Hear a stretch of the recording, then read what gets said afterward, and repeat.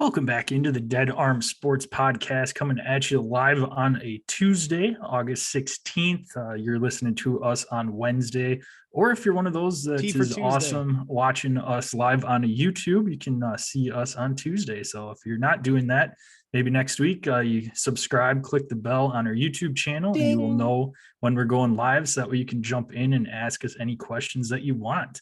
Speaking of questions, Gel, I've got two quick hitters for you, and then I have our question of the day. So I want to know, do you like beer? Yeah. We'll go with yes, Alex. Do you like watching a sporting event live in person? Yes.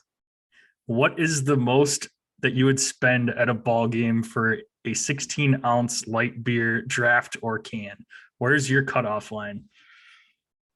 I've spent like probably 12 before. But I guess it depends. Am I buying it? Am I planning on getting just one for the day?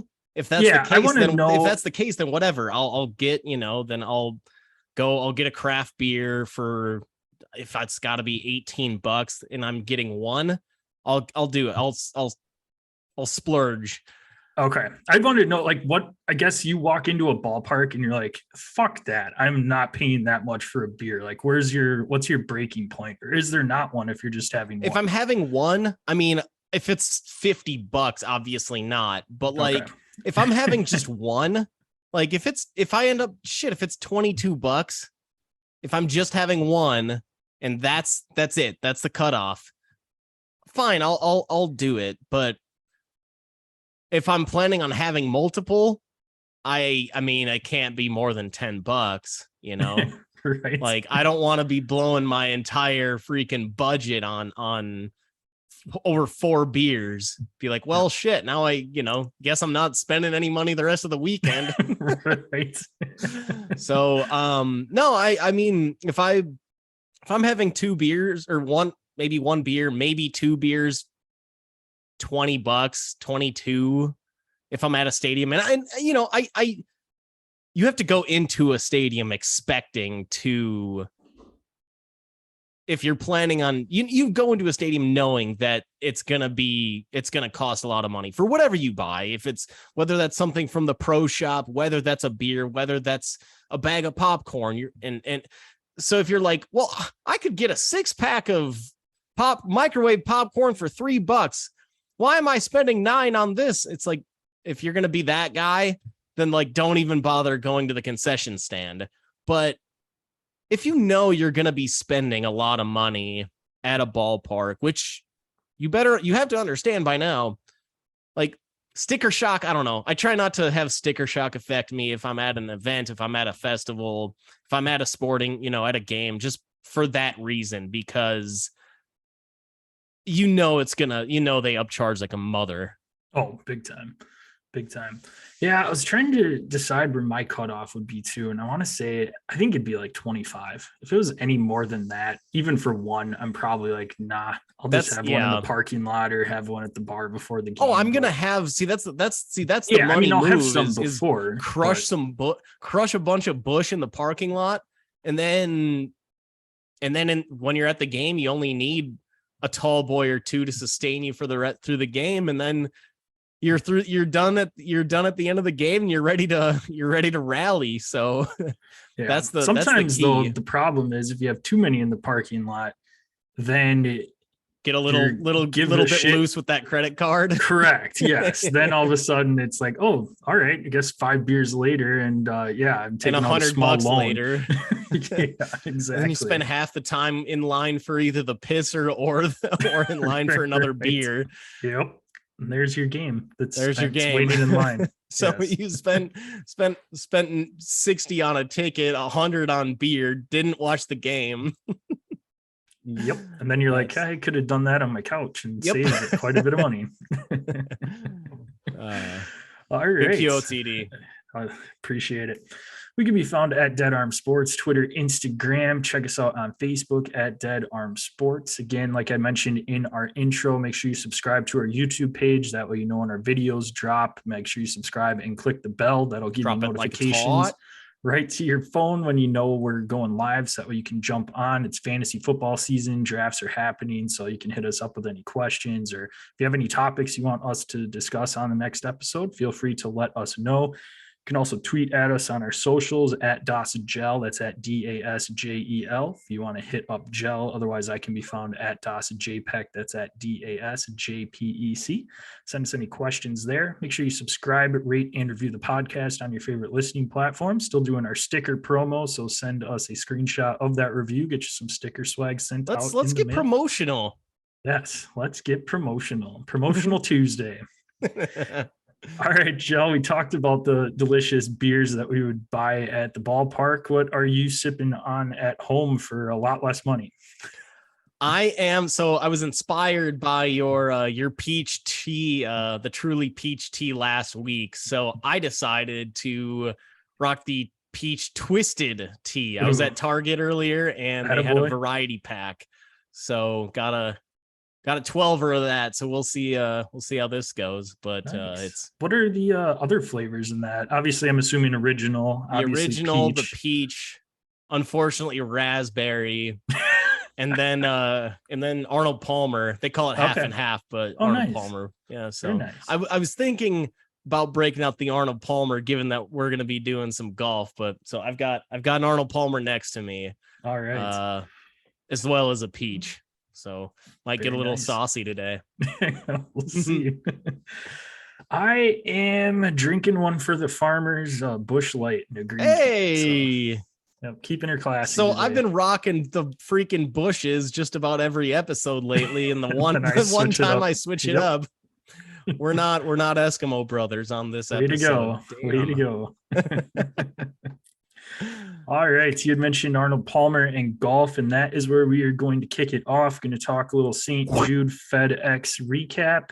Going to talk about NFL preseason week 1 takeaways, the meat and potatoes of the episode, and then going to finish it out with golf. Give our preview of the BMW Championship coming up at the end, and give you our picks as well. But like I mentioned, going to start off with the St. Jude FedEx Cup.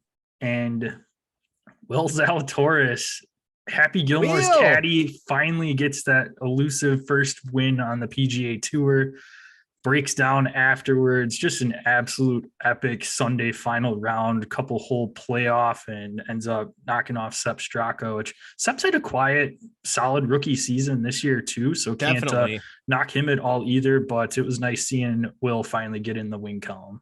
Yeah, I mean, the playoff itself was pretty ugly. It's nothing like when you see on the third playoff hole, when on Zalatoris' final putt for bogey and the win. Yeah, but when somebody hits it in the water, that's all you need. The hole before Sepp sends it dead left, takes a hop left, then a hop basically a little bit back right. It looked like it was going to go straight into the water, stayed on barely. Zalatoris sends his over into the crowd on the right side, so they both are basically having to punch out. Straka takes this for some stupid reason, decided to take a penalty stroke, and rather than just trying to hit it up onto the green or at least up onto the fairway, that shot made no sense for me, but ended up working out. They ended up tying the hole. Zalatoris had a super clutch putt about 18 feet to stay in the game, and then 18 comes around. Zalatoris ball bounces about 6 times as it's approaching the green, hits the pitch going towards the ground, pitching towards the lake, and hits the concrete wall, bounces on it about 5-6 times, ends up hopping back left to barely stay on. It's stuck in this rivet that's about an inch. There's about a ball size width of space where that ball jumped into, but he's about an inch underground from where the grass started. So he would have been hitting basically straight into dirt. And he ends up, so that's the first shot of that hole. Second shot, Straka clubs up. He was gonna hit a pitching wedge. Clubs up to a 9, knowing that, hey, I just easy 9, get it onto the green, and I'll be golden, which he would have been. Of course, he chokes, short arms it, ends up sending it right and short, just straight into the water. So both guys end up from the drop zone on that third playoff hole. Straka sends it deep into the bunker. Zalatoris lays it up right onto the green, and then makes a putt to finally get the W. So not pretty by any means on those final 2 playoff holes, but extremely dramatic, entertaining golf. And really what made it more entertaining is the fact that Zalatoris finally got his first PGA Tour W, something that we've all really been waiting for all season. I mean, both of us have said it all season that his time is going to come. He had been a runner-up in playoffs twice this season, and overall runner-up 3 times, lost twice in playoffs this season. Just a matter of time before he broke through. And yeah, the emotion poured out right after he sunk that final putt. He put his hands up, and you could just see on his face that he was kind of struggling to keep it together. And then when his fiance came over and they hugged, he just buried his face into her shoulder and was just bawling into her shoulder. So I love emotion in sports. It's part of why we all love sports is the emotional factor. I mean, if these players were, it's part of why, honestly, why a lot of people like college sports over professional sports. You're literally, it's just passion. It's just love for the game for a lot of players. And you can really see that emotion here for Zalatoris. He'd been so close so many times, and to see that outpouring of emotion when he finally broke through was amazing. I mean, it's probably my favorite PGA Tour victory since Tiger's Masters win in 2019. Not including the Dustin Johnson 2020 Masters where I won $250. But so clean tournaments only. Probably my favorite victory. Just how awesome it was to see him finally break through since that 2019 Tiger tournament, the Masters.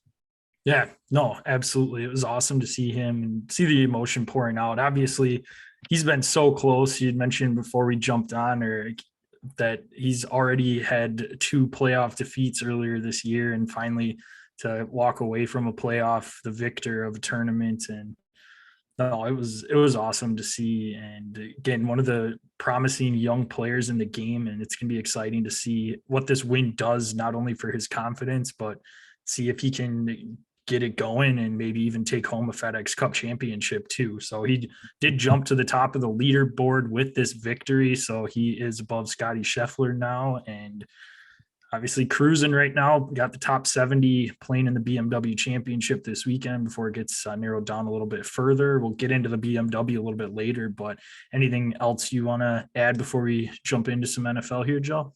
Yeah, I guess just one last thing before we get into football. I mean, knowing that Zalatoris now has jumped Scheffler in terms of FedEx Cup rankings and standings, you think he has any shot at winning PGA Player of the Year? I mean, this is his first tournament win, so that's what makes it tough. But do you think now, there's obviously a ton of weight on these FedEx Cup playoffs in terms of points that are given in terms of the standings. So, do you think there's any shot that he can overtake Scheffler or Cam Smith? Man, that's tough. I think he's going to have to get one more victory here down this closing stretch in order to do that, which again, if he's number one going into that final tournament, it's whoever wins that tournament. So essentially to win the FedEx Cup, he would have to win another tournament. So at the Tour Championship. So I think if he wins the Tour Championship, he's got a great argument. I think Scotty Scheffler still has had such an amazing season that a lot of his wins and so many of his best golf that he played was earlier on in that season. So I think it's just kind of lost in a lot of memory where it feels like it was momentum, so long ago. But I mean, it was just an incredible stretch that he was on for a while there. But again, it's recency bias now with Will Zalatoris that he's at the top of the standings right now. He's had a very good year, just hasn't won tournaments up until this last one. So I think if he takes home the FedEx Cup Championship,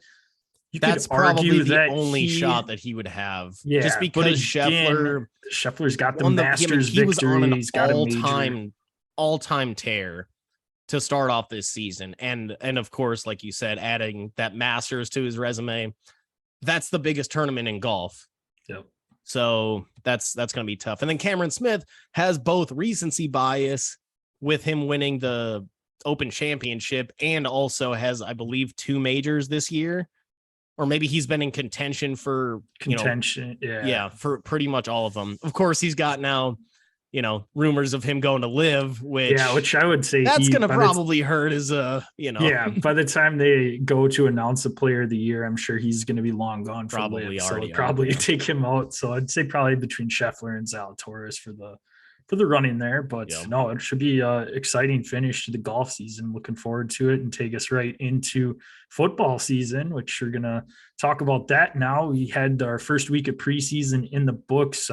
Just going to kind of go and just kind of bounce back and forth with some of the takeaways from the games, whether that's any solid performances, guys that underperformed, you're a little disappointed in. I'm going to kick it off actually with an injury, Zach Wilson injury in New York. They had high hopes for him this year. Sounds like he had surgery this morning. Everything went well. There wasn't anything else in that knee that was a surprise. So it sounds like the timeline that they gave, the 2 to 4-ish weeks, they're hopeful he's going to be back for week 1. So Jets fans, Jets team obviously avoided a huge injury. That would have been a mess. Yeah. And then we probably would be talking about, is this a spot for Jimmy G to land? But thankfully we don't have to talk about Jimmy G, at least at this point in time. But no, I guess, what did you think initial takeaways from Zach Wilson? I know you had him on your dynasty team, quickly dropped him over the weekend. So I just picked him up the week before and I saw that injury and I'm like, no. I ended up picking up somebody, I forget his last name, I believe it, or his first name, last name, Davis Price, running back for the Niners, rookie. And he looked really good in the preseason game 1. We'll get into that game. I've got quarterback takeaways from that Niners Packer game. But no, the Zach Wilson injury, they did say that they didn't know. They basically said, hopefully it's going to be a 2 to 3 week, maybe 4-week injury. But they wouldn't know that exact timeline until they actually opened the knee up and the surgery was complete. It came out today, live on a Tuesday, that the surgery was clean. It was exactly what they expected. It was a pretty minor procedure, and that he should be back and ready to rumble. So obviously, good news for Jets fans. I think. Yeah. The funny part is that same surgeon also operated on his teammate Mekhi Becton.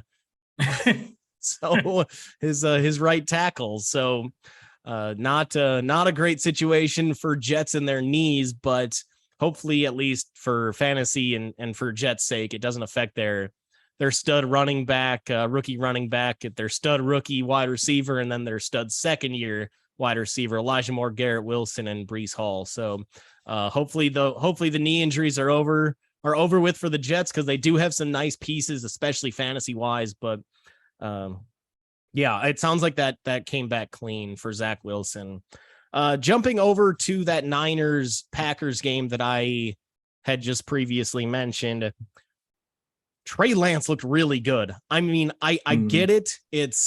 You're playing against backups and rookies for the most part, potentially undrafted guys. But so like, I don't take away too much in terms of, that's why I don't take too much away from, in terms of numbers from these guys, but he looked athletic. He looked like he knew the coverages or understood the coverages a lot, a little bit more than I think I had expected. He had a really nice deep ball to Danny Gray down the sideline that was just an absolute dime. Danny Gray, potential sleeper for fantasy as well. He's got 4.3 speed. If Trey Lance and him can connect on a few deep balls, we could be looking at kind of like a Marquise Goodwin type of a player that like he was with Cap. So maybe a late round, I wouldn't say draftable, but somebody that maybe you can keep an eye on and see how that relationship develops in the future. But he really nice deep balls. Just seemed like he was in command, and that's different than last year. Last year, he seemed a little bit frantic, especially when he was in the pocket, very quick to, if there was pressure up the middle or on the outskirts when he was in the pocket, he would do his best to avoid, to run out of the pocket and try to find somebody. He looked a lot more poised, looked like there was he understood the offense a lot better, felt a lot more comfortable. So have to be extremely, extremely impressed with Trey Lance.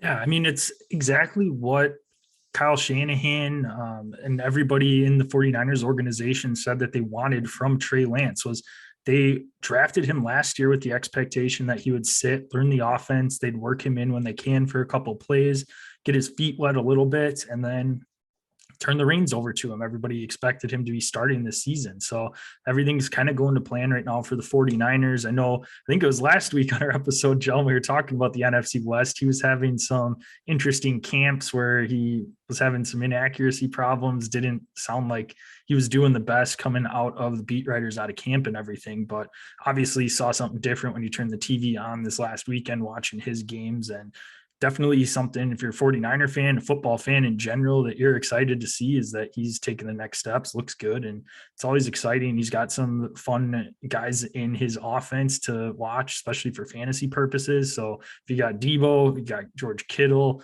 even some of the running backs in your dynasty team, redraft team, whatever, you're excited seeing this report and watching him this last game and thinking that, okay, all right, I should be able to get some return on some of these guys that I'm having to draft in some of these earlier rounds. Yep, 100%. On the flip side, however, his opponent, Jordan Love, loving it? Yikes. 3 picks in the first half. 2 of them were drops and ended up being tip balls, but still 3 picks and finishing 13 for 24. That's coming from a third-year quarterback. Yeah, he was a bit of a project when he was drafted at 26 overall, but he's in his 3rd year. That project should have matured by now and be nearly complete. I get he hasn't had much regular season playing time, but neither did Mahomes at the end of year 1. He played 0 games weeks 1 through 16. He comes out week 17, balls out. Immediately, Kansas City knows, okay, we're moving off of Alex Smith. We're going to Mahomes. And then you saw what happened with him. I think that was the Packers' hope, was that Love looks really good through week 16. They play him week 17 or whatever, and but the plan had to have been that by now, maybe this year, you would say, okay, this is Jordan Love's team. That was the hope. That was the expectation.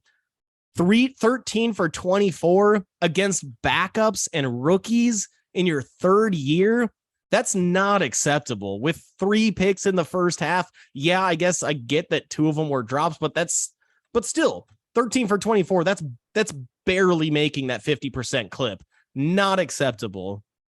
I mean, he was missing throws on out routes to running backs, like checkdowns. That's the kind of stuff that has to be cleaned up by now. No, and it's disappointing for the Packers too, because at this point in time, obviously Aaron Rodgers is going to be there this year. The hope is that with the contract he signed, he'll be there for maybe 2 more years for sure next year.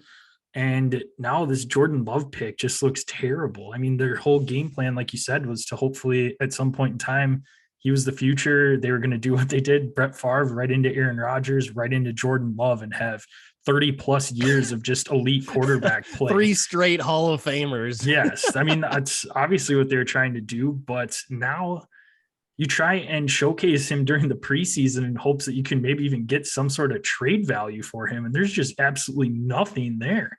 I mean, nobody's going to trade for him at all. So it's like, is he worth a 6th, 7th rounder if you were to try to trade him? I don't think so. I don't think so either. You'd rather trade a 6th or 7th for a Case Keenum by a mile.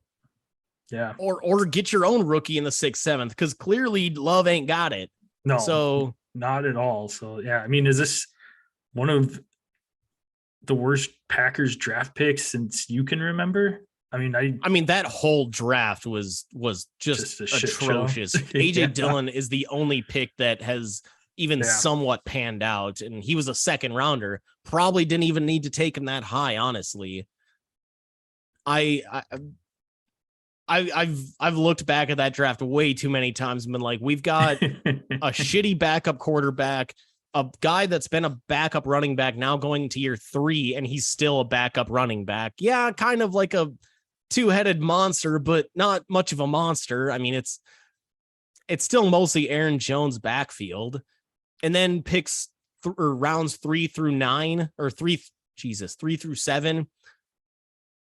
John Runyon's son, John Runyon Jr., has gotten some playing time. The tight end that was drafted is basically been like a blocking H-back. We took him in the 3rd round. Terrible. That whole draft is just question mark after question mark. I think that might be Brian Gutekunst's first draft after Ted Thompson left. That's pretty rough.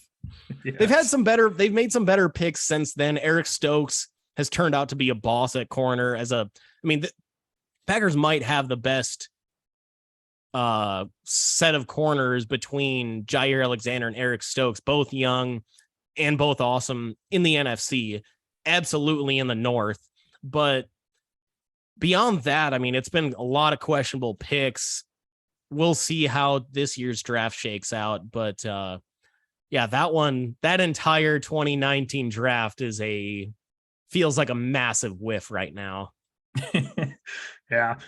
Somebody else from that AJ Dillon draft that I want to switch gears over to is we were texting a little bit about him earlier today, Joe, and that's Antonio Gibson. Last year out of camp, we had Ron Rivera hyping him up that he is going to be the Christian McCaffrey of the Commanders offense, and fumbles this weekend, and you get reports today that he was practicing on the punt team, and a little bit later on we got a report he was back practicing with the first team. But man, hype train was just unreal before the season last year. Yeah, absolutely has derailed. So is he somebody, we'll switch this into fantasy, is he somebody that you're just completely staying away from? Is there a point in time where you'll take a chance on him? For me right now, I don't know if I could trust him and enough to even draft him. I mean, Brian Robinson, rookie coming out of Alabama, he's looked okay during the preseason so far. And then of course you have JD McKissick, who's constantly in there on 3rd downs and in the 2-minute drill. So that takes away even more of Antonio Gibson's role. So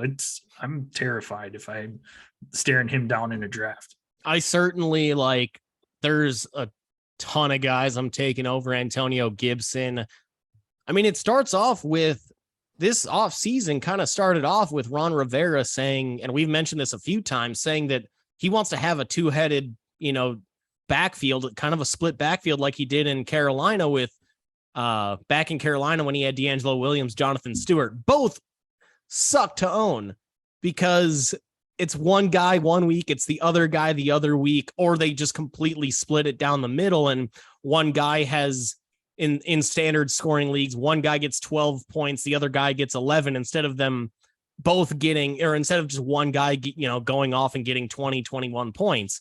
So that was always extremely frustrating back when they had their 2-headed split backfield. Ron Rivera was already talking about doing that before these issues with Antonio Gibson. So now, I mean, he was already downgraded in my books. Now with this and him playing on the punt team, that's a slap in the face. Bob. That's like a dude, get your shit together, dog. Like, that's a slap in the face. I mean, he's dropping down. He's got to be dropping down boards hardcore. I don't want to plug him into, even if you've got a 2 running back, 2 flex league. I don't want him in any of those 4 spots. Maybe a depth piece in case he breaks out, but you're not going to be able to get him as a, not everybody in your league is going to let him fall that far. I doubt, but I don't want him starting. If I can get him and he's my first guy off the bench, he's that kind of NBA term sixth man off the bench. Like I'm fine with that, but I don't want to be thinking I'm going to rely on him for starts, especially to start off the season. Maybe a bye week play, but I feel like I'm pretty much out on him at this point. Yep. No, same here. I wanted to go back over to get over to Tennessee. Malik Willis, man. He looked really good. Really, I mean, not perfect, not extremely polished, but made a number of very impressive plays. I mean, it's already impressive when you have a quarterback that can outrun professional athletes like he was doing. That's crazy. So you see that athleticism, and yes, he's raw. He comes from a small school, whatever, but ultimately, like, he looked like he can make plays, just like Josh Allen showed that he can make plays. He came out of Wyoming, again, not a finished product, but he showed that he could make plays. He showed his athleticism, his size, his arm. Ultimately, I guess my question to you is, what's the difference between Trey Lance last year and Malik Willis this year? They're both raw prospects. They have imperfect arm accuracy, but a big, strong arm. Not polished, but the traits are all there. Crazy athletes. Both have size. Both come from small schools. Although Willis was originally an Auburn Tiger before he transferred to Liberty. So even the recruiting pedigree is higher for him than Trey Lance, where Lance was getting recruited pretty highly to play safety, but he got no D1 offers to play quarterback. So why did Trey Lance end up going number 3 and Malik Willis dropping all the way to the 3rd round? I just don't know. All the traits are pretty similar in terms of size, athleticism. Yes, they're going to be projects, but there's still a lot to work with there. How is there that big of a discrepancy between Trey Lance and Malik Willis when it came to that draft day? That's $1 million question. I'm myself multi-million dollar question. Yeah. The difference between the first and where he ended up going in the draft. In the 3rd, yeah. No, like you pretty much laid out that entire thing right there. The fact that they're both small schools, they're essentially, very, very similar in their career paths so far. And no, I don't see any reason why Malik Willis shouldn't be stashed on a dynasty roster at all. It seems like it's set up pretty nice for him to at least learn the offense this year behind Ryan Tannehill. Tannehill obviously had some choice comments earlier on that he wasn't wanting to help anybody, blah, blah, blah, blah, blah. And he's got to earn his own way and that. But no, there's no reason Malik Willis couldn't end up being their starter going into next year, at least putting some pressure and see what's going on with Tannehill. Also, kind of middle of the pack type of quarterbacks. Yeah. Similar skill set in terms of being both relatively mobile, but not perfect, not guys that are going to win you games necessarily. Like, the comps are all there. Yeah. It's just shocking that he went in the 3rd round.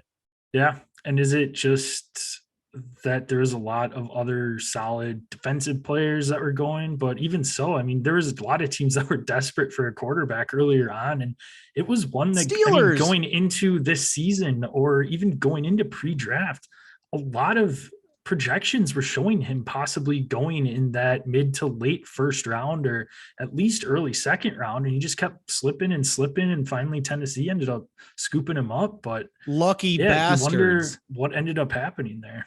That's lucky guys. Yeah.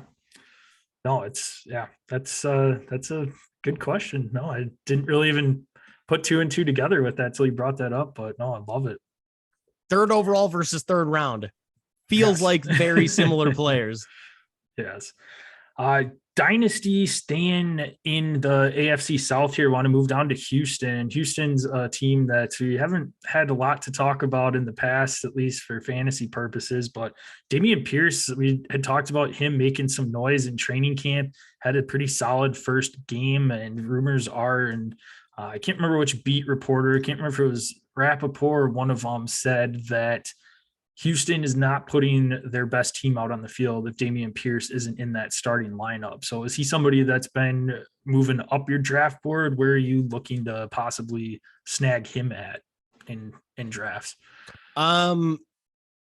Still limited with Houston's offense, not a prolific offense. It's going to be putting up a ton of points, but a running back that you can get as a starter. I mean, prior to this, he's been going in the late single digit rounds, early teens. And I'm assuming his ADP is going to keep rising as it should. I mean, it seems like rookie running back, that's when you're going to get the most value. So might as well play him from the jump. Why wait? What are your other options out there? Is Rex Burkhead still there? Did Mark Ingram make a return? Mark Ingram's with the Saints. So he did starting if Alvin Kamara ends up getting suspended. Oh, that's brutal. Yeah, I don't know. Maybe oh shoot. What's his face? Arian Foster, is he making a comeback? Oh gosh. It's got to be it's going to be Dameon Pierce week 1. It has to be.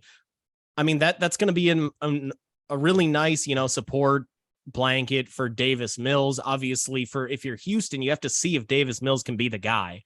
Yep. If he shows that he can't, he's going to remain a lower tier quarterback. Then you got to go. Then you got to find a new an answer there. But you have to surround Mills with as much talent as possible to see if he's the guy. And Dameon Pierce, clearly, according to reports, is that dude, is the guy that should be back there behind Mills. So, no, I mean, he's going to keep rising. It sounds like he should be the clear-cut favorite to win that job. So I'm good. I mean, not going to go crazy and take him first round, but right. he's going to be a top half of the running back crop. No doubt by preseason's end. Yep. I'm going to actually, so I mentioned the Steelers when I was going off about Malik Willis. Why didn't they take him? If they seems like right now they're way too committed to starting Mitch Trubisky for some reason, no reason. My ultimate takeaway though, is that Kenny Pickett he needs to start week 1. I mean,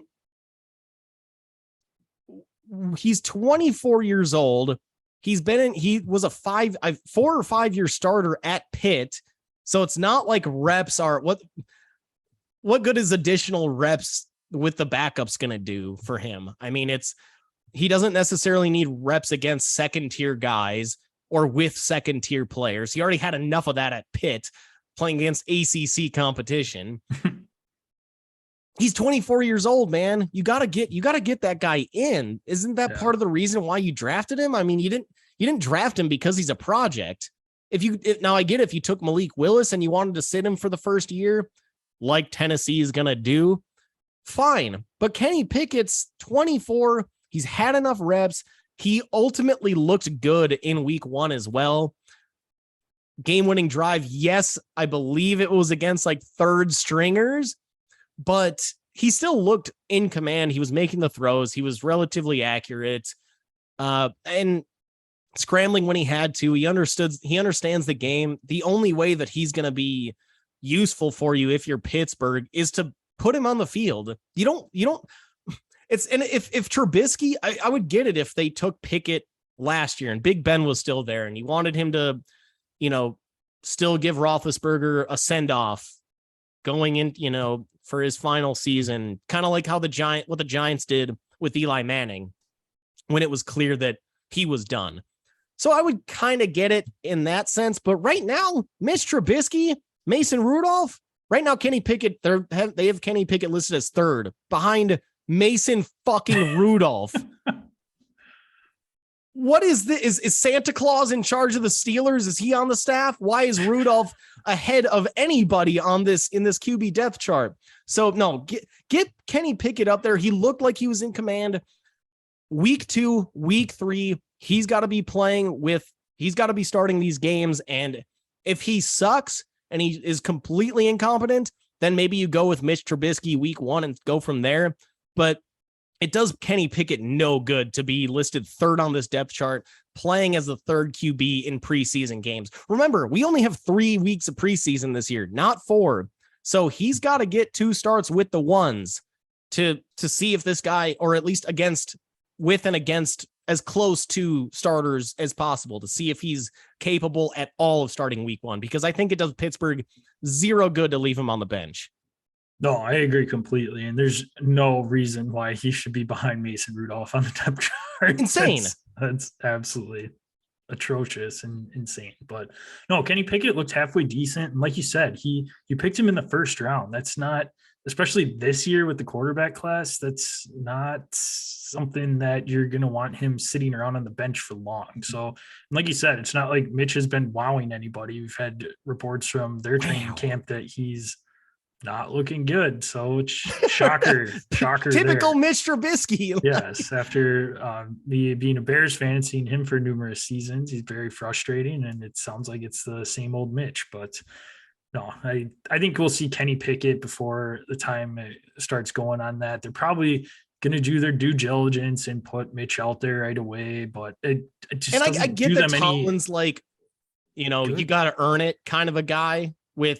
That's just the type of coach, type of personality that he has, type of coach that he is. So I get it, but he's clearly like, if he's again going against the 3rd, 4th stringers this next preseason game, like we're just wasting time. We're wasting a valuable commodity as a 1st round pick. So I hope Tomlin makes the decision to get him ramped up. His teammate, however, George Pickens, all the solid preseason week 1 and all the reports out of camp are that he's a baller. There were some off-field concerns going into the draft in terms of work ethic and just in terms of like, does he like football? Does he care? But we've seen the Steelers turn Antonio Brown into one of the best receivers we've seen this decade, or in the 2010s. Juju Smith-Schuster, when he was opposite of him, looked awesome until he got distracted by TikTok. Like, it sounds like Tomlin and that offensive staff and that organization, the way they run, seems like they can get the most out of George Pickens, out of anybody. They've got a clear, awesome track record of dealing with potential character issues at the wide receiver position. So, and George Pickens, his talent is insane. I mean, there's a reason that before pre-ACL, there were talks about him being the number 1 receiver off the board. So just based on his talent alone, until he got that ACL injury. So, I mean, the talent is obvious. The work ethic is the question mark, but that Steelers organization, kind of the Steelers mindset, teammates hold each other accountable. Coaches hold the players accountable. And I think Pickens he may be the steal of the draft. Yeah, no, I think there's no question about it. I think he could even end up this season being the best receiver stats wise. And again, like you had touched on, we've touched on it multiple times throughout the offseason here.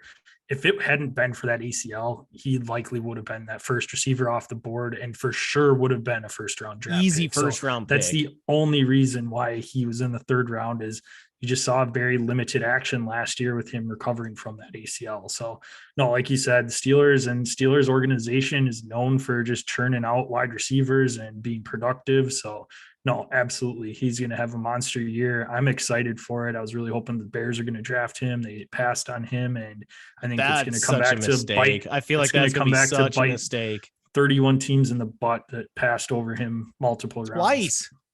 Everybody passed over him twice. Yep.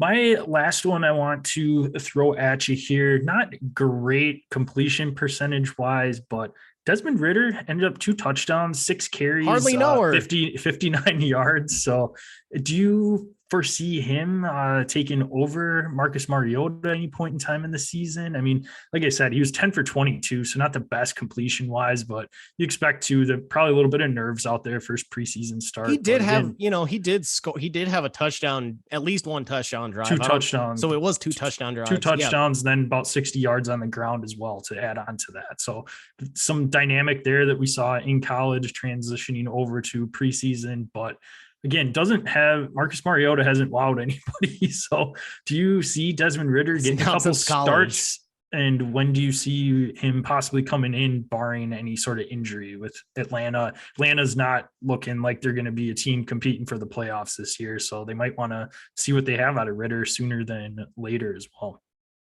Yeah. I mean, I said, shoot, this might have been 2 months ago, possibly already.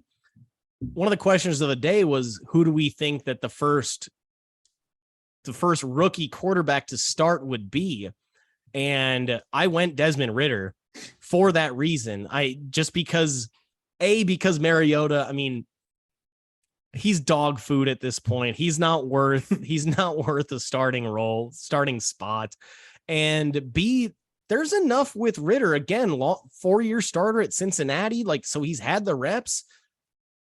There's a comp to make there with Russell Wilson. I'm not saying he's the passer that Russell Wilson is.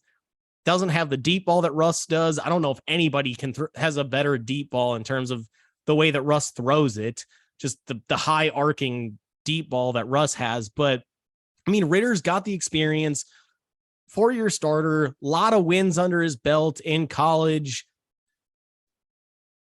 A little bit, he's got some elusivity.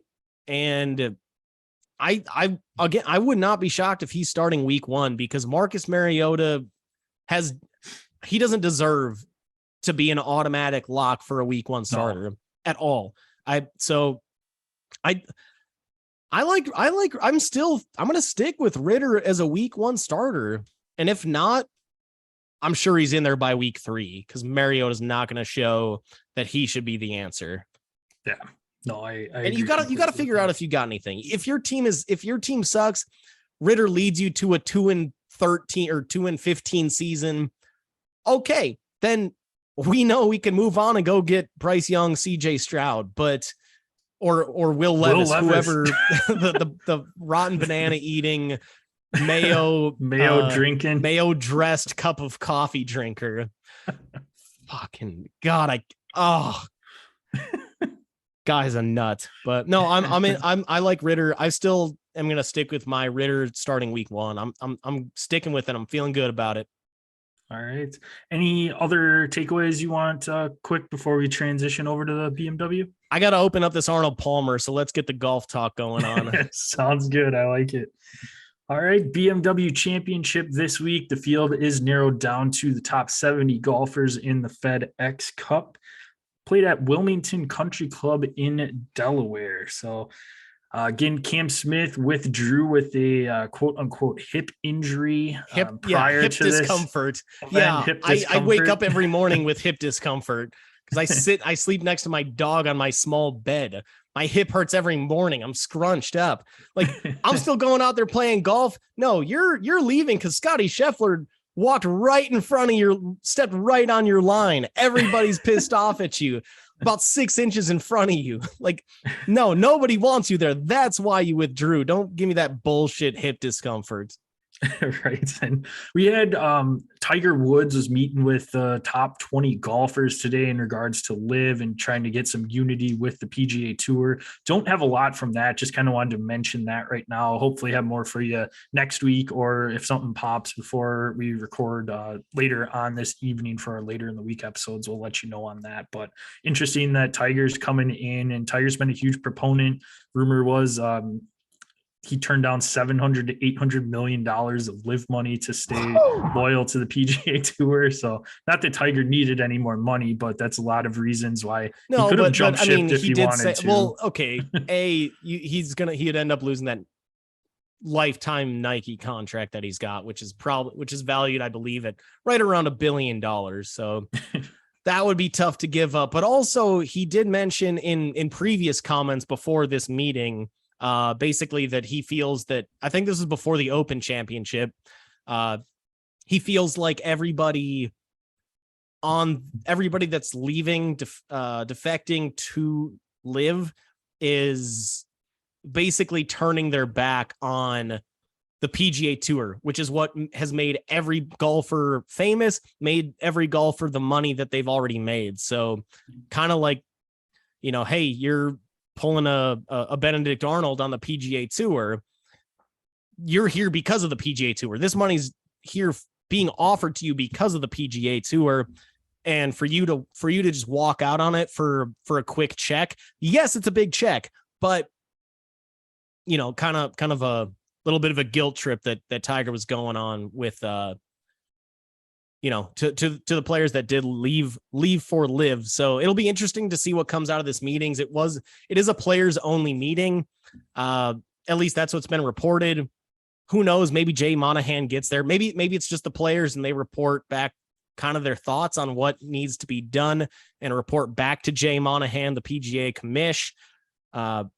That's what it kind of sounds like according to current reports. But this upcoming tournament, PGA Championship, they're holding the meeting in the same at the course. So it'll be interesting to see what more comes out of that event. But yeah, as you said, the Wilmington Country Club, first PGA event at this course ever. They've played tons of amateur events there, but never a PGA professional event. So I guess the only experience that any of these golfers would have would be when they're amateurs. So it'll be interesting to see how it kind of shakes out with, all the best golfers in the world, minus the live guys, how it shakes out for this tournament in our second to last event of the PGA season.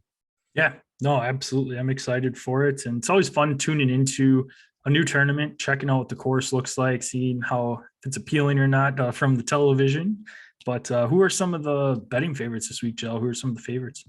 Yeah, so your top five, Rory McIlroy, not a surprise, and Jon Rahm, again, back at the top, both at plus 1,000, so 10-1 odds. Jon Rahm actually had a sneaky, really good last week. Finished Sunday posted a 4 under Sunday to get him to 11 under.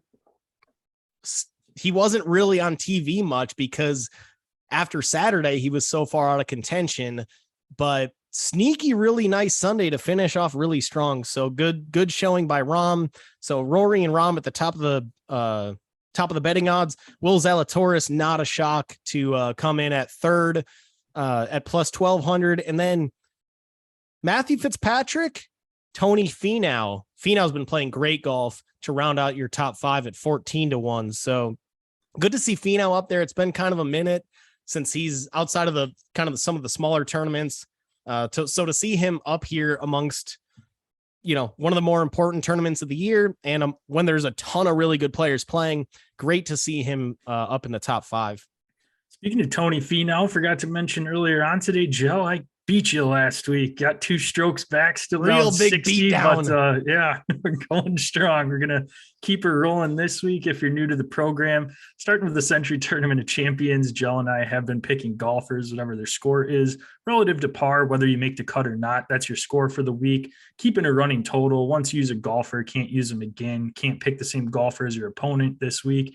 So this week, I was looking through my sheets. You had mentioned Santa earlier, and I was checking my list twice because I can't believe I haven't taken this guy. But this is somebody that always shows up pretty big for the playoffs, and I haven't used him yet. Pretty big name. He won the Players earlier this year, and he did not win the Players. He won the Players last year, but had a solid round in the rain there, and that's Mr. Justin Thomas. Hadn't picked him at all, so I'm going to go with him this week. He's, I believe, in the top 5 for the power rankings, and like I said, he shows up and usually plays well in the playoffs. He's always up for big-time events when the pressure's cooking, so I'm gonna roll with JT this week. Well, JT, I like it. Crazy that you haven't used him I know. Yet That's this why I year. said I had Outside to go of the through the majors, list. obviously, I would have assumed you pick him for that. I But used that him, was I a separate believe. event. Yep. That was one where you tore my ass up.